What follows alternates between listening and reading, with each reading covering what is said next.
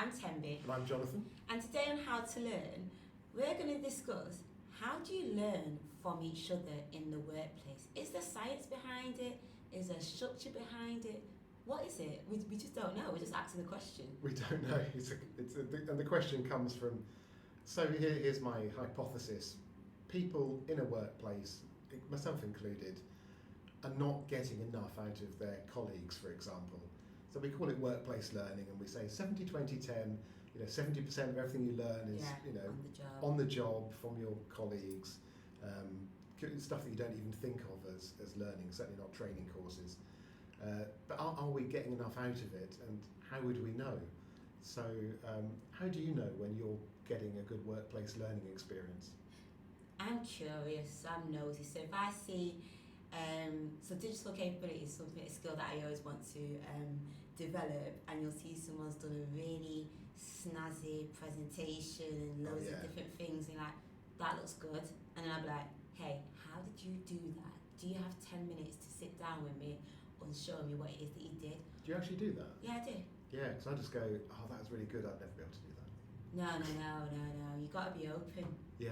So maybe it's actually not about the tutor or as a student, you have to be a student, don't you, if you want to learn in the job? Yeah, and there's something about maybe, I'm doing myself down. I mean, if it's so good, it's inaccessible, and you think, right, I'm not going to get to that standard of, whatever presentation or PowerPoint. I'm not, digital is a good one because it's continually evolving and you're always feeling inadequate.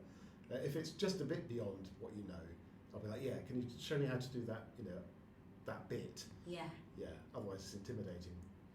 But why do you find why do you find learning intimidating? Isn't that the whole point of learning? I learning? don't find learning intimidating. I'm just saying, where's that word intimidating? I feel brilliant. No, people are brilliant at something, and you're a long way off brilliant. That can be an intimidating gap if you think, I need to bridge that gap. Mostly I'd just rather sit there and admire them being brilliant, and then get them to come back and be brilliant again. That's fine. I think you just get involved, isn't it? But you can't get better at everything all the time, can you? Well, no, but you can try. Well, I don't want to try to get better at everything all the time. It's exhausting. You don't want to learn it, do you? No, I'm just, so workplace learning, obviously controversial, as we're proving here.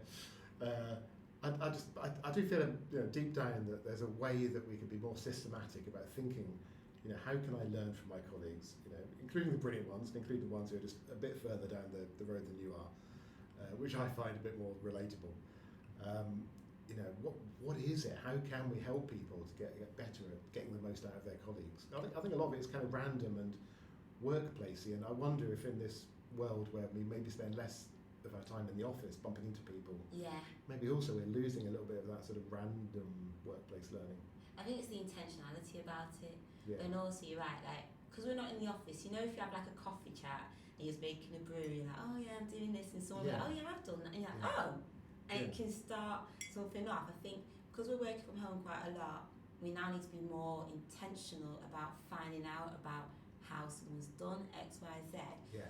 But then you've also just got to be a bit nosy, because some people are just fine, they don't want to know anymore, I don't want to learn anymore. Yeah, I definitely want to learn, and I'm quite nosy, possibly not as nosy as you, the way you're putting it. So how do you teach people to be nosier? How do you Call teach? it curious. Curiosity is good. Curious, a growth mindset. Intentionality. How do you help people with that stuff? So really interested in ideas.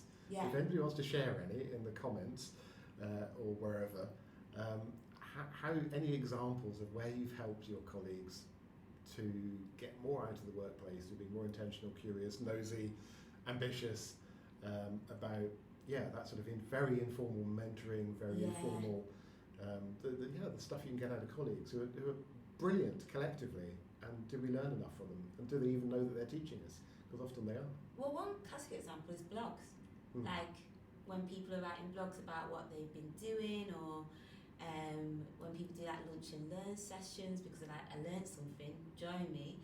You don't have to turn up if you don't want to, but so people are doing things, And that's maybe a good one to finish on. The blog's a lovely example, because I like writing blogs, except I don't like writing blogs. I need to be pushed to do it.